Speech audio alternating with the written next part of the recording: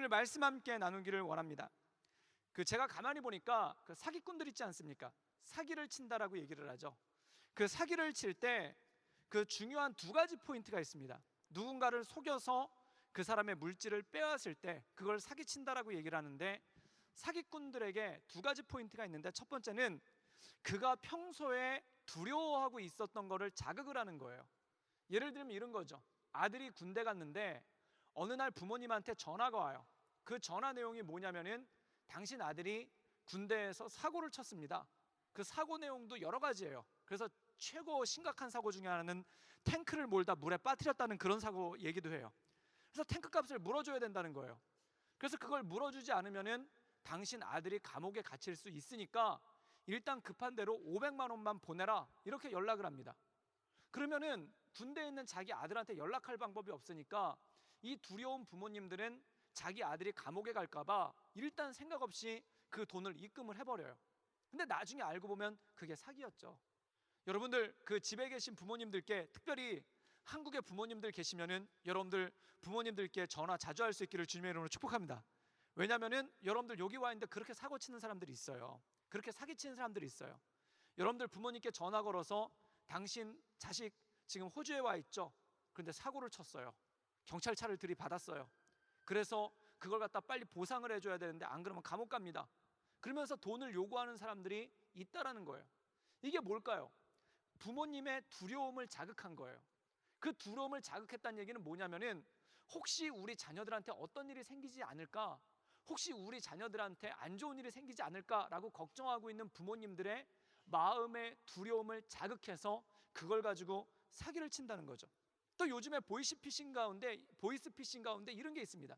그게 뭐냐면 전화를 받았는데, 저도 몇 번 받아봤거든요. 받는데 서울지검 검찰청이래요. 그러면 마음이 뜨끔하지 않습니까? 아니, 검사가 왜 나한테 전화를 했지? 그래서 얘기를 하는데 제 크레디트 카드가 도용이 돼가지고 지금 다른 사람이 그걸 가지고 함부로 긁고 다닌다는 거예요. 그래서 검찰에 출두를 해야 되는데 출두하기 전에 먼저 제 신용카드 번호를 불러보라는 거예요. 그러면 이건 정말 말도 안 되는 거예요. 어떤 분은 유효기간까지 불러주시는 분도 있어요. 그거 되면 결제가 다 되거든요. 그런데 말도 안 되는 내용인데 진짜 그럴 수 있겠다라는 그 두려움 때문에 자기도 모르게 신용카드 번호를 불러준다는 겁니다. 이게 뭐냐면은 그 사람의 두려움을 자극하는 거예요. 그래서 두려움이 한번 자극이 되면은 사람이 정상적으로 판단하거나 정상적으로 사고하지 못하고 그것에 속아버리는 일이 생기기 시작한다는 거죠. 또 이런 것입니다. 첫 번째 사기치는 방법이 두려움을 자극하는 거고, 두 번째 사기치는 방법이 뭐냐면은 욕심을 자극하는 겁니다. 예를 들면 이런 거예요. 내가 지금 되게 돈이 필요해요. 그런데 어느 날 갑자기 돈 주겠다는 전화가 옵니다. 그래서 저도 한번 그런 전화를 받아봤는데, 아르바이트 때문에, 군대 제대하고 나서 아르바이트 때문에 막 신경을 쓰고 있는데, 그때 IMF가 끝난 지 얼마 안 돼서 아르바이트가 눈을 씻고 찾아도 없었거든요. 그런데 어느 날 삐삐, 삐삐는 고대 시대의 물건입니다. 구글에 검색해 보시면 나와요. 그래서 삐삐 페이저라고도 하고 비퍼라고도 합니다. 근데 그걸 갖다가 거기 음성이 녹음이 돼 있는데 보이스 메시지가 왔는데 들어보니까 이종훈 씨 당신은 행운합니다 이러고 뜨는 거예요. 굉장히 아름다운 목소리의 여성이. 그러면서 뭐라고 얘기를 하냐면은 1회 물류관리사 자격증 시험을 보게 되는데, 그 자격증 시험을 당신이 공부를 해서 따면은 우리가 그 자격증을 임대를 해줘가지고 월 75만 원씩 제가 나이 65세까지 매달 입금을 시켜주겠다는 거예요. 대단하지 않습니까? 그때 하루 종일 일해도 50만 원 받기가 힘들 때였거든요, 한 달에. 근데 75만 원을 아무 짓도 안 했는데 한 거예요. 그래서 한달음에 거기를 달려갔죠. 그랬더니 거기 분이 뭐라고 얘기를 하냐면 당신은 행운아라고. 그래서 저도 감격을 했어요. 아니, 하나님께서 그동안 내가 착한 일을 많이 해서 복을 주시려나? 그런데 그 다음에 조건이 뭐냐면은 공부를 하려면 책을 사야 된다는 거예요. 그래서 책 10권을 주는데 그 책값이 자그마치 40만 원이에요. 그런데 이 책만 40만 원만 보고 이걸로 공부를 하면 한 달 안에 붙는다는 거예요. 이러니까 시험 보는 사람도 없어서 붙으면 100%다 붙는다는 거예요. 근데 이 책은 사야 된대요. 그래서 40만 원을 내라는 거예요. 그래서 돈이 없다고 그랬더니 뭐라고 얘기를 하냐면은 아버지 크레디트 카드를 빌려오면은 그걸로 12개월 할부를 해주겠다는 거예요. 그래서 그 얘기를 듣고 너무 기뻐서 정말 이 사람들은 하늘에서 온 사람들이다, 천사 같은 사람들이다. 그래서 그 책을 끌어안고 트레인을 타고 지하철을 타고 집에 갔어요. 근데 집에 가다가 앞에 있는 아저씨가 신문을 이렇게 보고 있는데 그 신문 기사를 하나 봤더니 요즘 대학생 아르바이트생들을 중심으로 하는 사기가 기승을 쳐. 그리고 봤더니 그게 나온 거예요. 자격증을 빌미로 해서 책만 팔고 나중엔 안 해준다는 거예요. 그래서 제가 그걸 보고 놀래가지고 집에 가서 군복을 챙겨 입고 야구방망이 들고 거기 가가지고 그 책을 돌려주고 이런 사기꾼들아 막 그러면서 욕을 하고 왔던 적이 있어요. 근데 그 비슷한 사기가 뭐가 있었냐면 워드 프로세스 입력. 그래서 워드 프로세스로 입력하는 아르바이트가 있는데 그거를 하면은 한 장에 10,000원씩 준다는 거예요. A4지가. 근데 그걸 하기 위해서는 키보드를 사야 되는데 그 키보드가 40만 원이에요. 그리고 또 번역사라는 아르바이트가 있는데 그거는 한 장당 번역을 해주면 A4지 한 장에 번역비를 4만 원씩 준다는 거예요. 근데 그걸 하려면 자격증을 따라야 되는데 그걸 공부하려면 책 10권을 사야 되는데 그 책값이 40만 원이라는 거예요. 근데 주로 40만 원대 사기가 많았어요. 그 40만 원대 사기가 왜 있냐면은 딱 아르바이트생들 마음을 건드는 거거든요. 이거 자격증 따가지고 한 달만 일하면은 언제든지 채울 수 있을 거니까. 그러니까 이 사람의 욕심을 자극하고 그거를 건드려가지고 사기를 친다는 거예요. 이러면 힘들어지죠. 또 얼마 전에는요, 몇 년 전엔 이런 사기도 있었습니다. 그게 뭐냐면 길거리를 걷고 있는데 갑자기 굉장히 느끼하게 생긴 아저씨들이 나타나가지고 얼굴 너무 예쁘다고, 너무 잘생겼다고, 연예인 될 얼굴이라고 그래가지고 명함을 주고 간다는 거예요. 그래가지고 그걸 보고 난 다음에 야, 이거 진짜 말로만 듣던 길거리 캐스팅, 그 원빈도 그러다가 캐스팅 당했고, 그 다음에 이나영도 그러다 캐스팅 당했고, 임창정도 그러다 캐스팅 당했다는 바로 그 길거리 캐스팅, 그거라고 생각을 해요. 그래가지고 그걸 넙죽 받아와가지고 전화를 걸어보면은 거기서 또 막 면접도 보고 막 최고의 얼굴이라고, 뭐 정말 100년에 한 번 날까 말까 하는 연예인 얼굴이라고. 여러분들 아시잖아요, 그렇지 않다는 걸. 거울 보면 알잖아요. 그런데 그러면 속는 거예요. 그리고 뭐라고 얘기를 하냐면은 그런데 연기력이 부족하니까 우리 연기학원에 등록해서 6개월만 연기를 배우라고, 액팅을 배우라고. 그런데 얼마냐면 400만 원이에요. 그러면 그것 때문에 자기 엄마까지 끌고 가가지고, 엄마 아빠까지 끌고 가가지고 그걸 신용카드로 결제를 해서 사기당하는 사람들이 굉장히 많았어요. 사랑하는 여러분, 그게 뭘까요? 그 사람의 욕심을 건든다는 거예요. 나에게 너무 과분한 것이 너무 쉽게 주어졌을 때 그때 사람들은 흔들리기 시작해요. 근데 사기꾼들은 그걸 노린다는 거죠. 심지어는 이성 문제 가지고도 사기치는 사람들이 있어요. 여러분, 우리가 이성을 구할 때 정말 완벽한 사람을 구하지 않습니까? 외모도 기왕이면 좋았으면 좋겠고, 직업도 좋았으면 좋겠고, 게다가 믿음까지 좋으면 얼마나 좋겠습니까? 근데 우리가 가슴 아픈 건 뭐냐면은 그 세 가지 중에 꼭 하나씩이 부족해요. 믿음이 좋으면 돈이 없든지, 돈이 있으면 외모가 아니든지, 뭐 외모가 좋으면 아예 믿음이 없든지.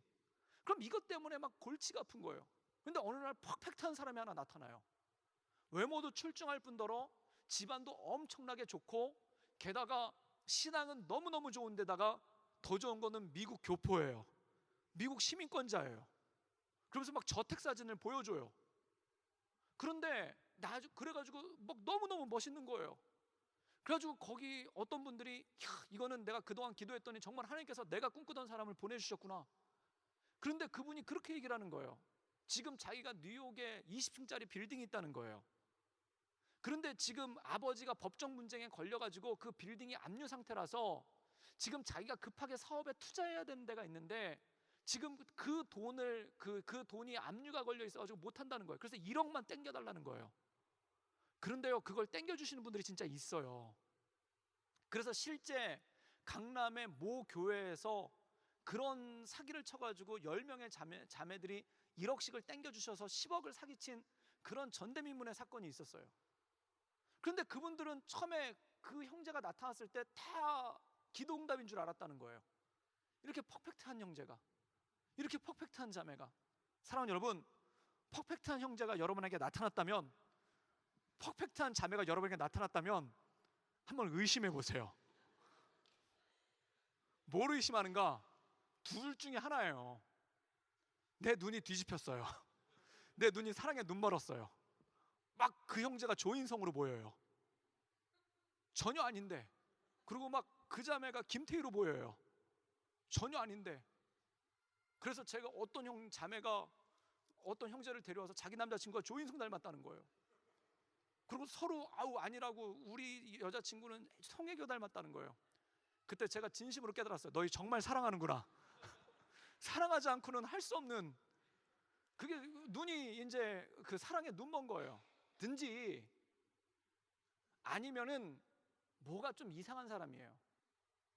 내가 원하는 조건에 하나도 빠짐없이 다 맞는 사람이 있어요. 그럼 조금 이상한 사람일 수 있어요. 여러분 마찬가지입니다. 그게 뭐냐면 바로 욕심을 자극한다는 거죠.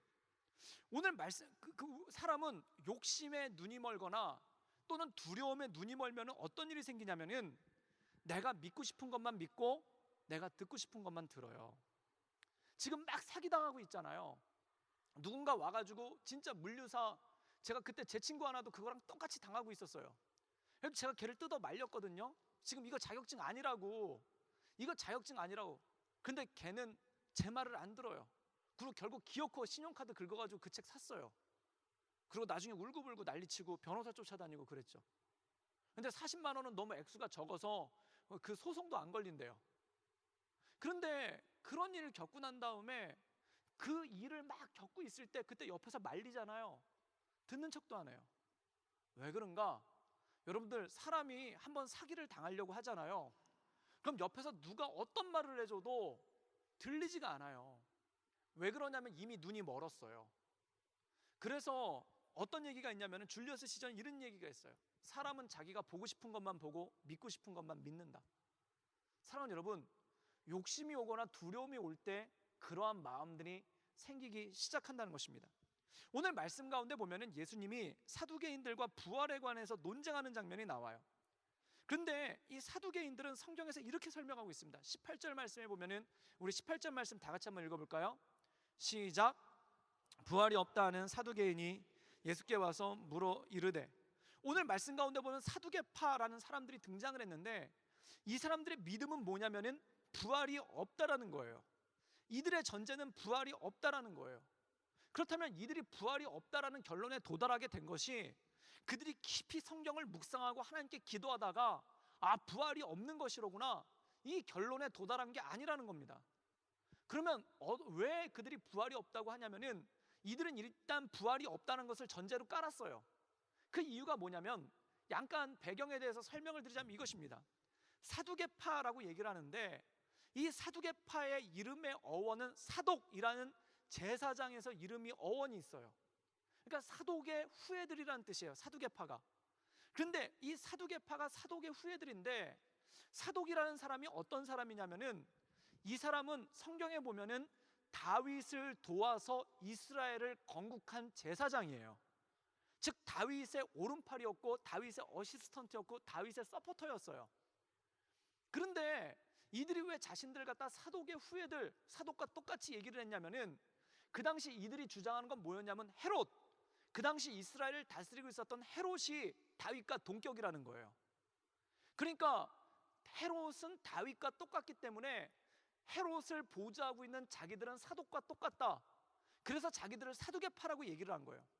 그럼 이들은 뭘 주장하냐면은 헤롯은 다윗과 똑같다. 그리고 메시아에 대해서 얘기할 때 메시아는 다윗의 후손이라고 얘기를 하거든요. 근데 그들이 주장한 건 뭐냐면은 헤롯이 메시아라는 거예요. 헤롯이 다윗의 진정한 후예고 헤롯이야말로 다윗 대신에 보내주신 하나님의 사람이라고 이들이 주장을 하는 거예요. 그래서 이들이 좀 더 나가서 주장하는 게 뭐냐면 이미 예루살렘에 하나님의 나라가 임했다는 겁니다. 이미 예루살렘이, 헤롯이 다스리고 있는 예루살렘에 하나님의 나라가 임했다는 거예요. 그런데 천국이 왜 소용이 있느냐는 거예요. 여러분, 북한 사람들은요 자기네 나라를 지상천국이라고 얘기를 해요. 지상낙원이라고 얘기를 해요. 마치 그것과 똑같다는 겁니다. 이미 낙원에 와 있는데, 이미 천국에서 살고 있는데 죽어서 천국이 왜 필요하냐, 이미 천국에서 살고 있는데 부활이 왜 필요하냐, 이들의 주장이 이거였어요. 그러니까 이들이 주장한 건 뭐냐면은 성경을 깊이 묵상하고 나서 부활이 없다가 아니라 헤롯을 정당하기 위해서, 그리고 예루살렘에, 헤롯이 다스리고 있는 예루살렘에 천국이 임했다, 지상낙원이 왔다는 걸 갖다 강조하기 위해서 부활이 없다라고 통잡아서 얘기하는 겁니다. 그럼 부활이 없다라고 얘기했으니까 성경적 근거를 만들어야 되잖아요. 이게 사두개인들의 얘기라는 겁니다. 그래서 그들이 성경적 근거를 만든 게 뭐냐면 오늘 말씀 가운데 보면 신명기 25장에 나오는 말씀을 인용을 한 거예요. 그게 뭐냐면은 이스라엘 법에 보면은 형이 결혼을 했는데 자식이 없이 죽으면은 그 형수와 동생이 결혼하는 법이 있어요. 이거는 조금 이렇게 왜 무슨 근친혼 같이 복잡한 법이 아니라 그건 나중에 제가 수요 예배 때 따로 말씀해 드리도록 하겠습니다. 그래서 궁금하신 분들은 수요 예배 때 오세요.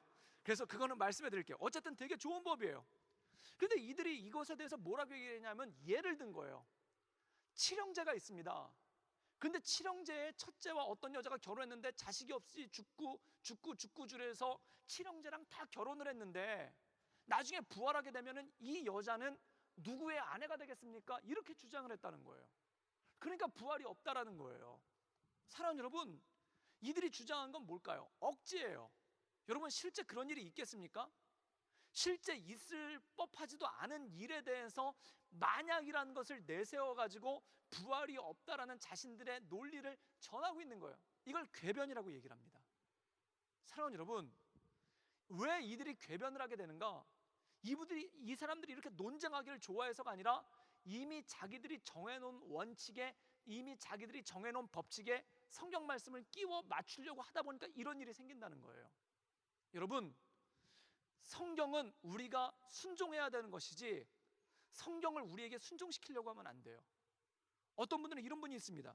제가 노숙인 쉼터에서 사역할 때 어떤 분이 돌아다니면서 사람들 뺨을 갖다 착싹 때리는 거예요. 그리고 뺨을 때리고 난 다음에 그 다음에 뭘 보여주냐면은 성경 구절을 보여주는 거예요. 누구든지 네 오른뺨을 떼면 왼뺨을 돌려대라. 그걸 왼뺨 대라는 거예요. 그래서 그 사람이 저한테 왔길래 전 발로 찼어요. 그러니까 그 사람이 막 전도사가 사랑이 없고 은혜가 없고 성경에 분명히 왼뺨 돌려대면은 오른뺨 맞으면 왼뺨 돌려달라고 하는데 당신은 왜 안 그러고 나를 발로 차냐고. 그래서 한 대 더 찼어요. 그런데 사랑하는 여러분, 그게 말씀 적용이 맞습니까? 그거는 하나님께서 나에게 하는 말씀이에요. 누군가 내 뺨을 대면은 오른뺨을 돌려대라, 나한테 하는 말씀이에요. 그런데 이걸 다른 사람한테 적용을 시키는 거예요. 여러분, 그러면 말씀은 말씀인데 궤변이 돼버립니다. 말씀은 말씀인데 우리가 교회 다니면서 신앙생활 이상하게 하시는 분들이 있어요. 그 신앙생활 이상하게 하시는 분들 보면은 주로 이 궤변인 거예요. 말씀을 나에게 적용시켜서 나를 순종시키려고 하는 것이 아니라 그 말씀을 기필코 다른 사람한테 적용시키려고 하는 거예요. 그래서 그걸 통해서 내 이득을 얻으려고 하는 겁니다.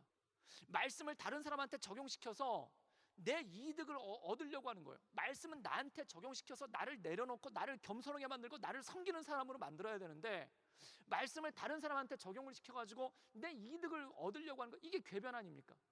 지금 사두개인들이 예수님께 와가지고 이러한 궤변을 늘어놓고 있다는 거예요. 여러분, 때로 신앙생활 하다 보면 이런 궤변을 하시는 분들이 있어요. 당신이랑 나랑 결혼하기로 응답받았다는 거예요. 제가 평균적으로 보니까 1000명 중에 1명 꼭 있어요. 근데 우리는 아직 1000명이 안 돼서 없는 것 같아요. 자매는 응답받은 적이 없는데 형제가 난데없이 나타나가지고 당신이랑 나랑 어젯밤에 결혼하는 꿈을 꿨다는 거예요. 그래서 결혼해야 된다는 거예요. 여러분이 평소에, 자매님들께서 평소에 기도하고 저 형제를 내게 주셔서 그날에 주께서 말씀하신 막 그러면서 뭐 맨날 아침마다 기도하고 묵상하고 그랬던 형제가 어느 날 갑자기 나타나서 우리 결혼해야 될 것 같아요. 그러면 이건 응답 맞죠. 근데 막 보면은 경기하는 형제인데 보면은 막 내 근처에 올까봐 막 주여 주여 나를 사랑하신다면 뭐 그가 올 때 임재하소서 막 이렇게 막 하는 형제인데 어느 날 갑자기 와가지고 어젯밤 꿈에 봤기 때문에 하나님의 응답이기 때문에 우린 결혼해야 된다 이러면은 이게 뭐냐? 궤변이라는 거예요. 하나님의 응답에, 하나님의 뜻에 자기의 뜻을 갖다 반영시켜가지고 누군가를 설득하려고 하는 거예요. 여러분, 우리가 때로 하나님의 뜻입니다라고 얘기를 하면서 내 주장을 피는 경우가 얼마나 많습니까? 하나님의 뜻입니다라고 얘기하면서 누군가를 갖다가 내 뜻에 굴복시키려고 할 때가 얼마나 많습니까? 이런 궤변이 되는 거예요. 전에 제가 먼저 섬기던 청년부에 이런 일이 있었어요. 굉장히 인기가 좋은 전도사님이 있었어요. 그 전도사님은 진짜 퍼펙트해요. 정말 대단한 분이었어요. 얼굴도 잘생겼고요, 집안도 좋고요, 게다가 노래도 잘하고요, 얼굴이 진짜 하얘요. 게다가 일본어에 영어까지 해요. 엘리트 중에 엘리트예요. 매너도 좋아요. 근데 저는 그의 흠을 알고 있어요. 근데 자매들은 그걸 몰라요. 그래가지고 이 전도사님이 인기가 엄청났어요. 그래서 그때 섬기던 청년부가 한 2,000명 정도 모였는데 300명은 그 전도사님 보러 왔다라는 얘기가 있을 정도로 그렇게 대단한 전도사님이었어요. 그런데 어느 날 이 전도사님이 결혼을 한다는 결혼 발표 소식이 나온 거예요. 그 이후로 300명이 없어졌다는 믿지 못할 얘기가 있었어요. 그래서 300명 꼽은 거예요. 그런데 어떤 자매님이 와가지고 그러는 거예요. 뭐라고 얘기를 하냐면은, 그러니까 이 전도사님은 지금 다른 자매님이랑 결혼을 한다고 해서 청첩장까지 다 나왔거든요. 근데 굉장히 기도 많이 하신다라고 주장하는 한 분이 오셔가지고 저한테 그런 얘기를 하는 거예요. 저 전도사님은 나랑 결혼할 거라고. 왜냐면은 하나님께서 나한테 그렇게 말씀하셨다고. 그래서 순간 무서웠어요. 하나님 감사합니다. 저는 아니야. 저한테는 저는 저 선상에 안 올라가게 해주셔서 감사합니다. 그래가지고 그 자매가 결혼식 때 난동을 피울까봐 다 긴장할 정도였어요. 근데 여러분, 그건 뭐냐면은 궤변이라는 겁니다. 나를 하나님 뜻에다가 복종시키는 게 아니라 하나님 뜻을 이용해서, 하나님 말씀을 이용해서 다른 사람을 내 뜻대로 하도록 만들어 버리려고 하는 게, 이게 궤변이라는 거예요. 지금 사두개인들이 이 궤변이라는 겁니다. 지금 그들은 부활이 없다라고 주장을 해요. 그 부활이 없다라고 주장하는 이유는 뭐냐면 헤롯을 다윗과 같은 사람으로 만들어 버리려고, 지금 마치 북한 사람들이 자기들이 지상낙원에 살고 있다라고 얘기하는 것처럼, 마치 우리가 지금 지상낙원에 살고 있는데 천국이 왜 필요하냐, 이런 궤변을 가지고 얘기를 하면서 신명기 25장의 말씀을 인용을 해가지고 지금 예수님한테 질문하고 있는 거예요. 일종의 궤변이죠. 근데 예수님께서는 그들에게 이렇게 말씀을 하십니다. 너희들이 오해하였다. 너희들이 부활에 대해서도 알지 못하고 하나님 나라에 대해서도 알지 못하고 너희들이 오해했다라고 얘기한다는 겁니다. 그럼 사랑하는 여러분, 천국은 무엇일까요? 부활은 무엇일까요? 우리가 흔히 천국에 대한 그림을 그리면은 대부분들 그렇게 그립니다. 천국을 그려보세요. 우리가 왜 어린아이들한테 천국을 그려보세요 그러면은 대부분 나오는 게 수영하고 있어요. 막 한쪽에 호스가 있고 맑은 호스에서 막 사람들 수영하고 있고, 그리고 일단 천국에 있는 사람들은 기본적으로 서 있거나 일하지 않아요. 주로 다 누워 있어요. 누워서 막 한쪽에서 뭘 먹고 있고, 한쪽에서는 수영하고 있고, 한쪽에서 막 사자랑 뛰어놀고 있어요. 주로 다 놀아요. 천국에서 일하는 거를 그린 천국은 제가 하나도 본 적이 없어요. 이건 뭘까요? 우리의 마음의 욕망이 천국에 반영이 되는 거예요. 아, 이거였으면 좋겠다. 이거였으면 좋겠다. 마음대로 살았으면 좋겠다. 마음대로 나 하고 싶은 대로 살았으면 좋겠다. 그래서 천국은 무엇이냐? 만약에 여러분 천국에 가서도 IELTS 봐야 되고, 천국에 가서도 막 비자 갱신 때문에 낑낑거려야 되고, 막 천국에 워킹홀리데이로 갔는데 이것도 농장 갔다 와야 되는 거야. 근데 뭐 농장이 지옥이에요. 막 이러면은 지옥 3개월 갔다 와야 1년 더 사는 거야. 막 이러면은 그걸 어떻게 천국이라고 말할 수 있겠습니까? 천국은 뭐냐? 지금 내가 걱정하는 거가 그대로 반영돼요. 비자 걱정 없고, 영어 시험 걱정 없고, 학비 걱정 없고, 그 다음에 지금 내가 염려하는 걸 갖다 그대로 반영시켜서 그거 걱정 없는 나라, 그거 걱정 없는 동네를 천국이라고 생각한다는 거예요. 이건 무엇입니까? 내 안에 있는 걸 갖다가 그대로 반영시킨다는 거죠. 그런데 예수님께서는 그 천국에 대해서, 부활에 대해서 얘기할 때 너희들이 오해하였다. 지금 너희들이 오해하였다. 천국은 그것이 아니라 하나님께서 우리에게 준다는 겁니다. 어떤 자매한테 천국에 대해서 얘기해 보라고 했더니 그러더라고요. 아무리 먹어도 살 안 찌는 나라요. 막 이렇게 얘기를 하더라고요. 얼마나 다이어트가 고통스러웠으면 그럴 수도 있겠죠. 천국은, 부활은 우리가 생각하는 것과 다른 의미라는 겁니다.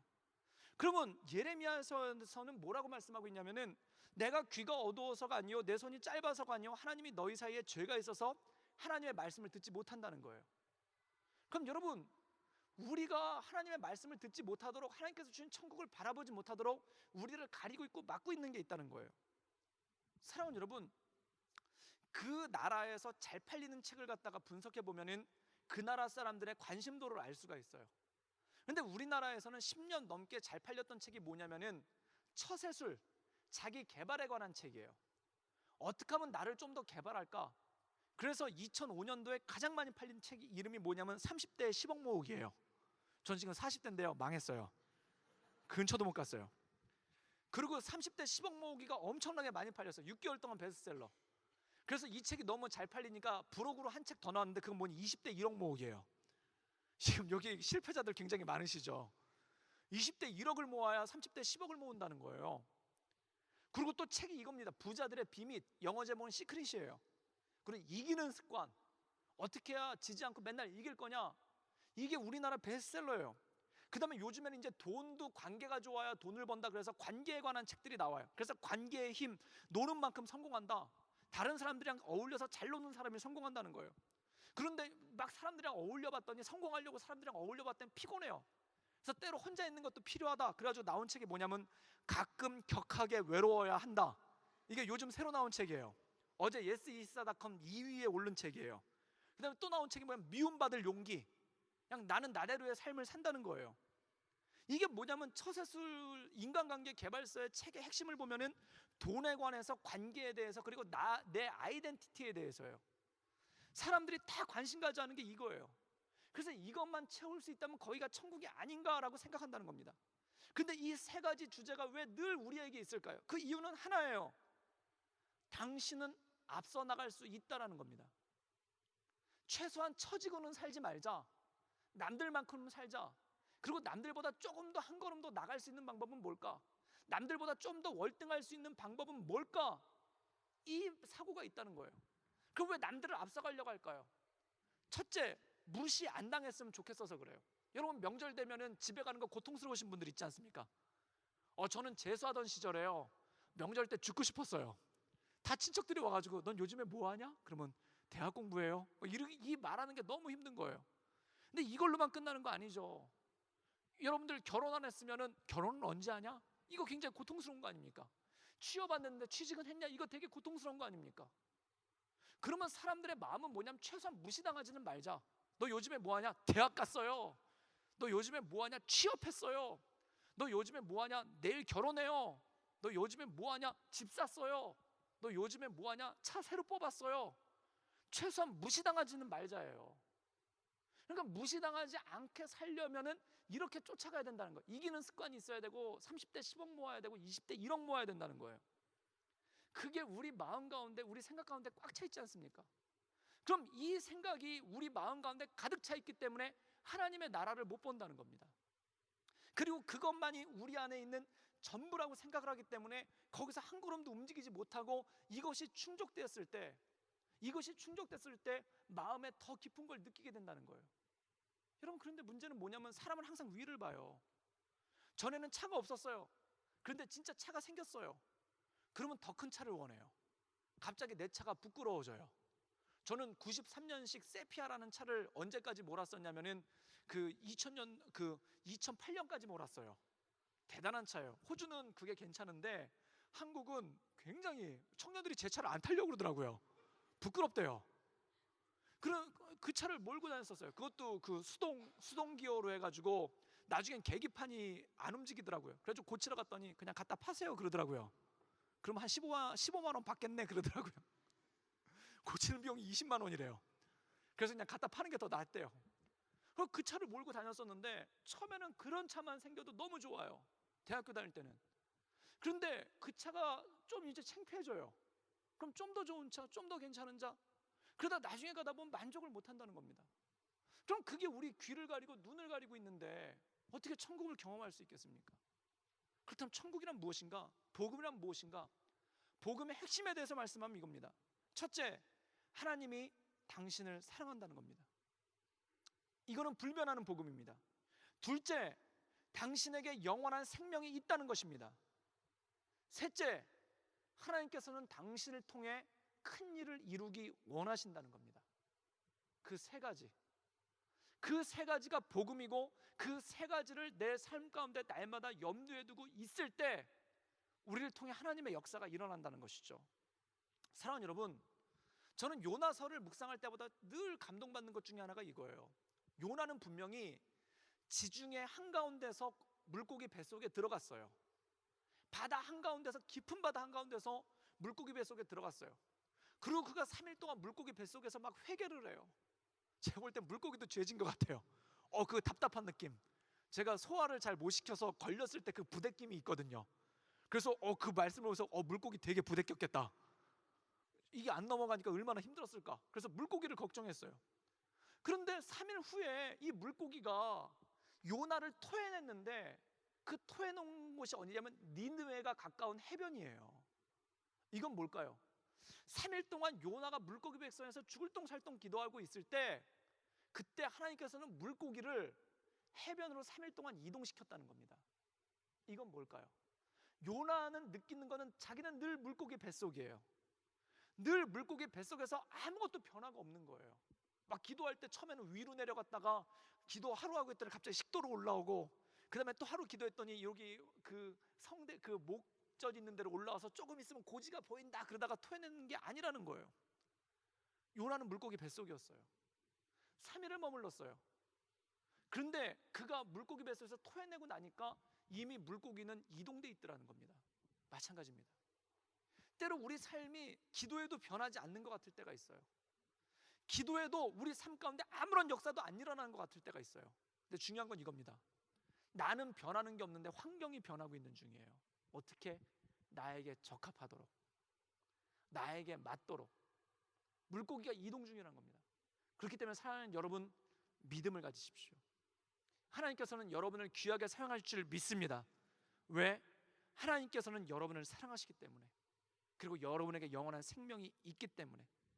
사랑하는 여러분, 전에는 나를 믿고 살아왔다면 이제 부활의 신앙은 무엇인가? 하나님을 믿고 사는 것입니다. 여러분, 거울을 한번 보면서 자기를 갖다 곰곰이 한번 묵상해봐요. 이럴 수가, 막 이렇게 잘생겼을 수가, 뭐 그러시나요? 물론 그런 분들도 있겠죠. 어떤 분 그 페이스북 댓글을 봤더니 그런 글이 있어요. 하루만이라도 원빈처럼 살고 싶어요. 그의 천국은 그거예요. 그리고 자기 사진은 죽어도 안 올리더라고요. 원빈 사진만 잔뜩 올렸고 밑에 댓글이 하루라도 원빈처럼 살아봤다면, 원빈과 같은 얼굴로 사는 사람은 어떤 기분일까? 막 그 댓글을 달았어요. 얼마나 간절했으면. 근데 여러분의 그 거울을 한번 보세요. 어떻습니까? 그리고 여러분들이 지난 동안 살아왔던 이력서를 갖다 한번 검토해 보세요. 여러분은 최고의 스펙을 가진 사람입니까? 근데 더 놀라운 게 있어요. 최고의 스펙을 가지고 있고 거울을 봐도 멀끔한데 왜 이러고 살고 있을까? 이건 더 힘들어지는 거예요. 그런데 나를 바라볼 때는 자신감이 없습니다. 나를 바라볼 땐 믿을 구석이 하나도 없어요. 나를 바라볼 때는 되는 게 아무것도 없어요. 그런데 하나님을 바라볼 때 그때 내 안에서 나오는 역사가 있다는 거죠. 나를 바라볼 때는 죽습니다. 이 몸은 언젠가 늙어지고, 언젠가 꼬부라지고, 언젠가 험해지고, 언젠가 면역 떨어져서 죽을 수밖에 없습니다. 그런데 하나님을 바라볼 때 이 모든 것을 새롭게 하는 부활이 있구나, 이것을 믿으면서 나갈 수 있는 건 아니겠습니까? 그럼 사랑하는 여러분, 나를 바라보지 말고 하나님을 바라볼 수 있기를 주님의 이름으로 축복합니다. 부활이 없는 신앙은 나만 계속 바라보고 있는 거예요. 그럼 거울 볼수록 절망해요. 쭈글쭈글해지고요, 없어지고요. 저는 아침마다 비비를 발라요. 이게 다 가린 거예요. 비비는 이렇게 발라야 되더라고요. 손가락 5손가락을 사용해서 저녁에 지우면은 참 험해요. 참 잘 가리고 살았다라는 생각이 들어요. 처음에 점을 세워보다가 나중에 셀 수 없는 단계에 도달하더라고요. 그걸 김이라고 얘기를 하더라고요. 진짜 그래요. 내 육체는 날마다 쇠약해져요. 이 날마다 쇠약해지고 날마다 볼품없어지는 육체 가운데 볼 것이 무엇이 있겠습니까?